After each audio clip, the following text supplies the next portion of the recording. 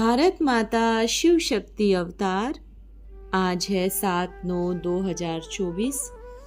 Revise date है 16/6/64। मीठे बच्चे, बाप है विचित्र।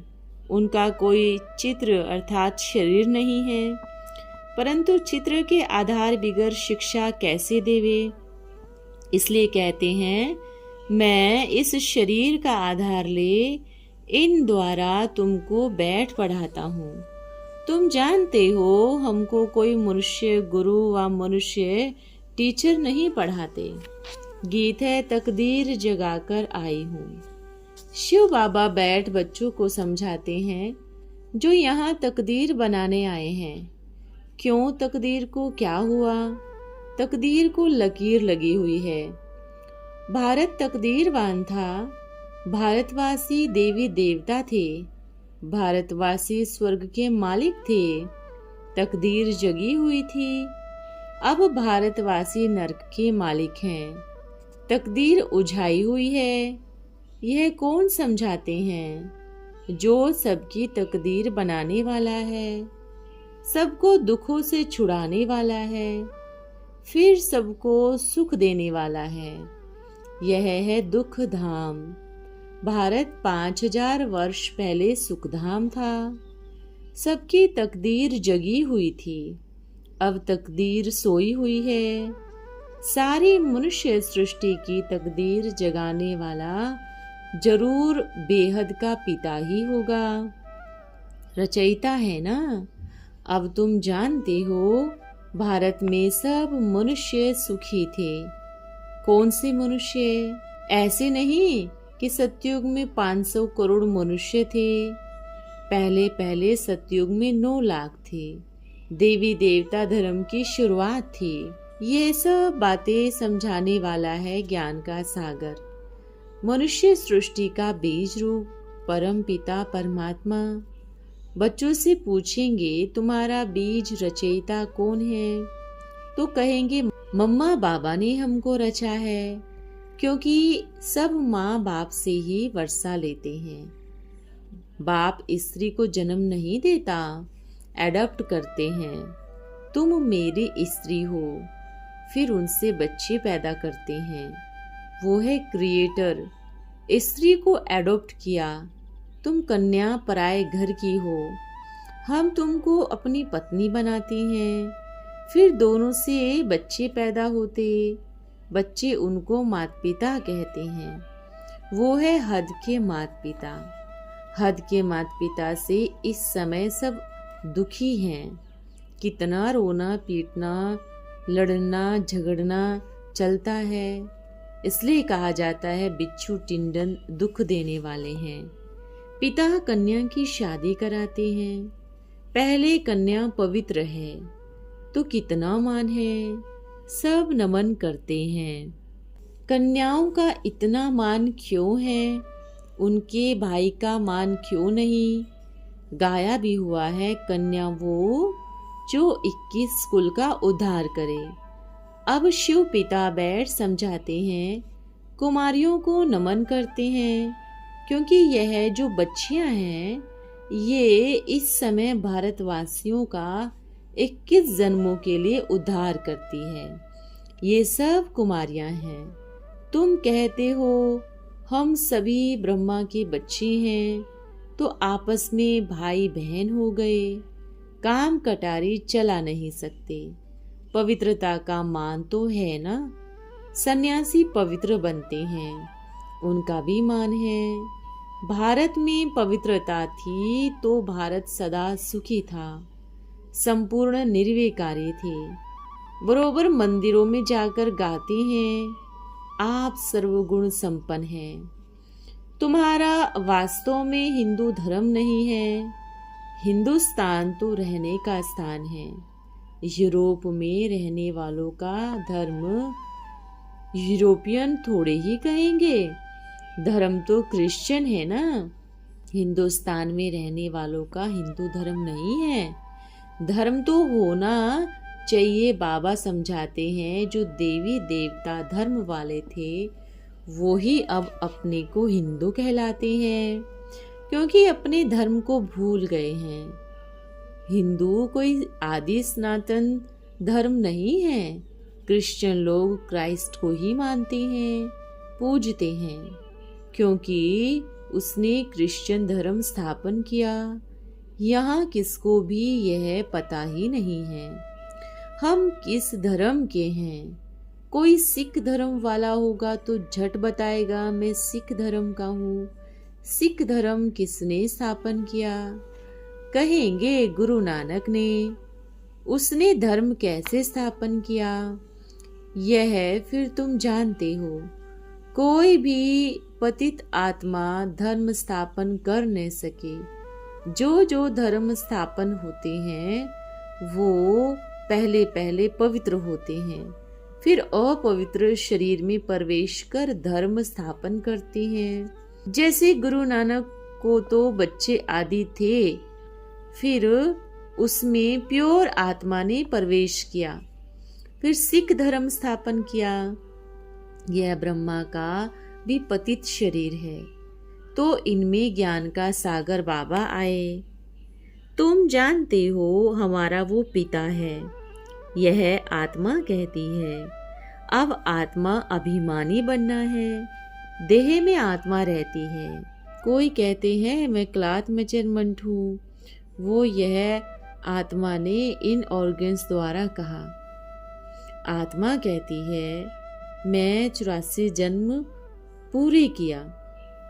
शिव बाबा बैठ समझाते हैं मैं हूँ तुम आत्मा का पिता। मेरा अवतरण भारत में ही होता है। मुझे अपना शरीर नहीं, ब्रह्मा विष्णु शंकर का भी सूक्ष्म शरीर है। मेरा तो लिंग ही दिखाते हैं। मेरा कोई इतना बड़ा रूप नहीं है। मैं हूँ स्टार, जैसे आत्मा स्टार है। बाकी मैं कोई इतना बड़ा नहीं हूँ। वह आत्मा कोई बड़ी नहीं होती। चमकता है बुरकुटी के बीच में अजब सा सितारा।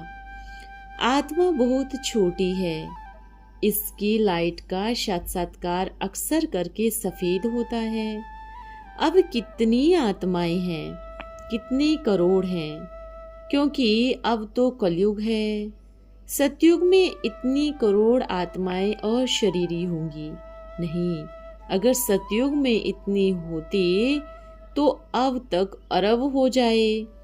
इतनी तो है नहीं। यह कोई साधु संत नहीं, यह तो परम पिता परमात्मा है। उस पिता का कोई पिता नहीं। ब्रह्मा विष्णु शंकर का भी पिता है, कृष्ण का भी पिता था। बेहद का पिता कहते हैं।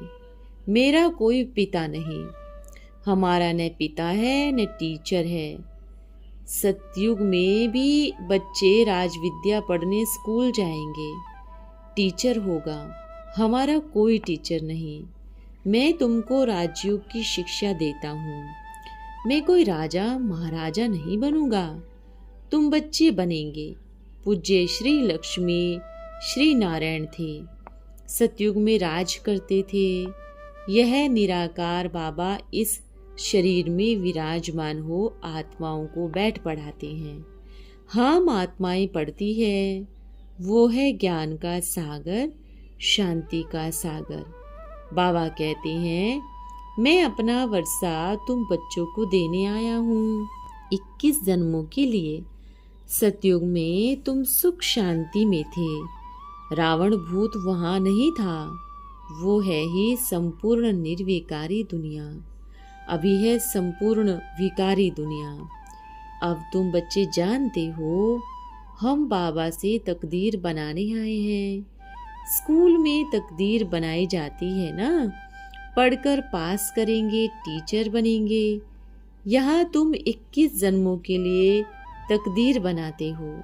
वो तकदीर बनाते हैं इस एक जन्म के लिए। स्कूल में पढ़कर फिर कमाए शरीर निर्वाह करेंगे, अपना और दूसरों का। तो उन स्कूलों में एक जन्म की तकदीर बनाते बनाते जन्म जन्मांतर लिए कोई बैरिस्टर, इंजीनियर आदि नहीं बनेंगे। दूसरे जन्म में फिर पढ़ना पड़ेगा। वो है शरीर निर्वाह अर्थ धंधा एक जन्म का। बाबा तो कहते हैं मैं तुमको 21 जन्मों के लिए सुख शांति का वर्षा देता हूँ। यह बेहद के पिता ने कहा। उनका कोई पिता नहीं है। तुम बच्चे कहते हो बाबा हम आपके हैं। बाबा भी कहते हैं हाँ बच्चे, तुम हमारे कल्प पहले वाले थे, अब फिर आए बने हो। यह है ईश्वर पिता से बच्चों का संबंध। आत्माएं परमात्मा अलग रहे बहुकाल, सुंदर मेला सज गया जब सतगुरु मिला दलाल। 5000 वर्ष पहले भी बच्चों को गुलबुल बनाए हेल्थ और वेल्थ दी थी, क्योंकि यह नॉलेज है सोर्स ऑफ इनकम। पढ़ाई से ही तकदीर बनती है, वो होती है हद की। यह है बेहद की तकदीर। यह स्कूल है, सत्संग नहीं। सत्संग में तो जाते हैं, कोई ने रामायण ग्रंथ आदि सुनाया बस। बाबा तो नॉलेजफुल है। बाबा कोई शास्त्र आदि नहीं पढ़ाते। कहते हैं मैं तो सब कुछ जानता हूँ। यह सिर्फ तुम्हारी ही बुद्धि में है कि वो है मोस्ट बिलवेड बाबा, जिसको सब याद करते हैं कि इस पतित दुनिया में आओ, आकर हमको सुख घनेरे दो। तुम मात पिता हम बालक तेरे, अब सन्मुख आए बनते हैं। बाबा है विचित्र, उनका कोई चित्र शरीर नहीं, परंतु चित्र के आधार बिगर शिक्षा देवे कैसे। इसलिए कहते हैं मैं इस शरीर का आधार ले इन द्वारा तुमको बैठ पढ़ाता हूँ। तुम जानते हो हमको कोई मनुष्य गुरु व मनुष्य टीचर नहीं पढ़ाते। लिखा हुआ है भगवान उवाच, तो है निराकार। ब्रह्मा देवताय नमः, विष्णु देवताय नमः कहा जाता है। ब्रह्मा भगवान नहीं कहेंगे, क्योंकि वो है सूक्ष्म वतनवासी देवताएं रचना। उनसे कोई वर्षा नहीं मिल सकता, तो फिर मनुष्यों को वर्षा कैसे देंगे। नए नए तो इन बातों को समझ नहीं सके। यह है गॉड फादरली नॉलेज। भगवान पढ़ाते हैं बच्चे मैं तुमको मनुष्य से देवी देवता बनाता हूँ, ऐसे और कोई कह न सके। सन्यासी आदि तो स्वर्ग के मालिक बन नहीं सकते, उनका है ही निर्वर्ती मार्ग। सतयुग में तो प्रवृत्ति मार्ग में पवित्र देवी देवताएं थे। अब फिर मैं आया हुआ हूँ पतित से पावन बनाने। जितना याद करेंगे उतना विकर्म विनाश हो पवित्र बनते जाएंगे। आत्मा ही पतित होती है, जैसे सोने में खाद पड़ती है, फिर जेवर खाद वाला बनता है। आत्मा में भी खाद पड़ती है तो आयरन एज्ड बन जाते हैं। अब सभी तमो प्रधान हैं। फिर तुम आत्माएं सुंदर बनेंगी तो शरीर भी सुंदर मिलेगा। सतयुग में तुम गोरे अथवा सुंदर थे, फिर 84 जन्म लेते लेते तुम श्याम अर्थात सावरे बने हो। इसलिए कृष्ण को श्याम सुंदर कहते हैं। एक की तो बात नहीं, सारी राजधानी गोरी सुंदर थी, अब श्याम बन गए हो। आत्मा और शरीर दोनों रोगी बन गए हैं। तुम जानते हो हम सो पूज्य देवी देवता थे, माया ने पूज्य से पुजारी बनाया है। देवी देवता धर्म वाले धर्म कर्म भ्रष्ट हो गए हैं। देवताओं के आगे जाकर कहते हैं हम नीच पापी, हमारे में कोई गुण नहीं, हम कंगाल दुखी हैं। भारत में देवी देवताओं का राज था तो भारत पावन था, अब तो प्रजा का राज्य है। परमपिता परमात्मा को जानते नहीं, यह तो जानते हैं इस पुरानी दुनिया का विनाश होना जरूर है। गाया जाता विनाश काले विपरीत बुद्धि किसकी, यादव और कौरव, जो अनेक धर्म वाले हैं। परमपिता परमात्मा को कोई भी नहीं जानते, विपरीत हैं, कहते हैं सर्वव्यापी है, पत्थर ठिक्कर सब में है, यह तो गाली देते हैं। विपरीत बुद्धि हुई ना, एक तरफ कहते हैं वो जन्म मरण रहित है और फिर कह देते हैं परमात्मा सर्वव्यापी है। कुत्ते बिल्ली पित्थर ठक्कर सब में है, मेरी कितनी ग्लानि करते हैं। मनुष्य की 84 लाख योनियां, कहते हैं मेरी तो इनसे भी जास्ती पत्ते पत्ते पत्थर ठिक्कर में ठोक दिया है। भारतवासियों ने खाना खराब कर दिया है तो भारत का भी खाना खराब हो गया। यह है नाटक, मैं यह जानता हूँ। मैं आकर फिर तुम्हारा खाना आबाद कराता हूँ, तो मेरी मत पर चलना पड़े। भगवानुवाच, तो तुम्हारी तकदीर जो डूबी हुई है अच्छी बन जाएगी। तकदीर बनाने की यह पढ़ाई है। स्वर्ग का मालिक तो स्वर्ग की स्थापना करने वाला ही बनाएगा ना, सन्यासी थोड़ी ही बना सकते हैं। स्वर्ग की स्थापना करने वाला है हेवनली गॉड फादर, वो नर्क की स्थापना कर नहीं सकते। नर्कवासी माया बनाती है। तुम गाते भी हो दुख में सिमरन सब करे, सुख में करे ना कोई।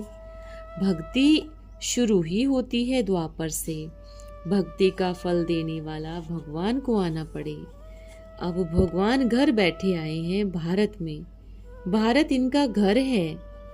शिवरात्रि भी यहाँ मनाते हैं, मंदिर भी यहाँ बने हुए हैं।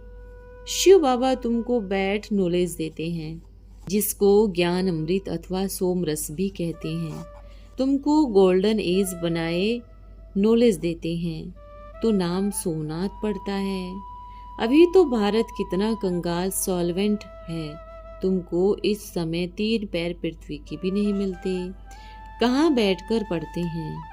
यह है तो बड़ी ते बड़ी कॉलेज हॉस्पिटल कम कॉलेज है।